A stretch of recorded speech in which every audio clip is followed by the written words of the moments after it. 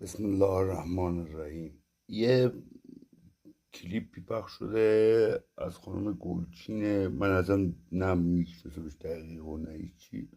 با گریه گفته که من که تمام زندگیمو دادم برای اجاره یه خونه فلان اینا.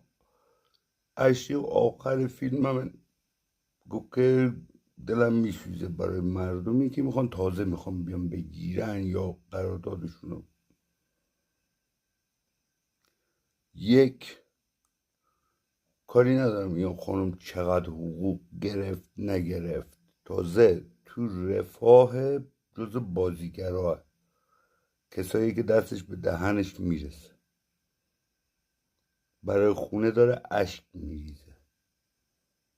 اون کارگری که، اون کارمندی که، اون ضعیفی که میخواد زندگی کنه، میخواد زن بگیره، به نظر خودتون میتونه یه رؤیا شده یا نه، یا یه جوون یه زندگی بردگی برای یه سرپناه شده بر اسم اون مسلمانه. چند تا حرف در مورد مسکن.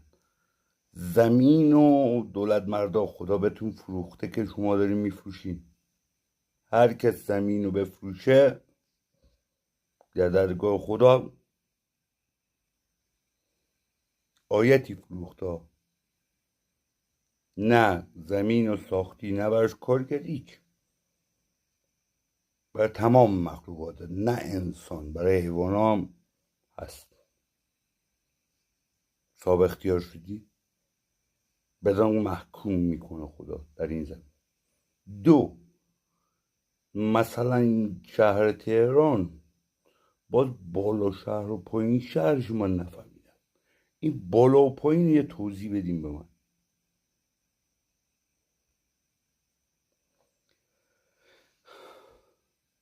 کسایی که دارن این کارا رو میکنن، خونه اعتکار میکنن، اگر با خودتون تصور کنید چندین روز دیگه، چندین ماهی، خداوند حکمی بذاره و اون بالا رو بیاره پایین، پایین رو ببره بالا، با این شرایط میتونی زندگی کنی خودت که اون بالا نشستی دستور میدی، خدا اون زیر رو میبره بالا، بالا رو میاره پایین ها.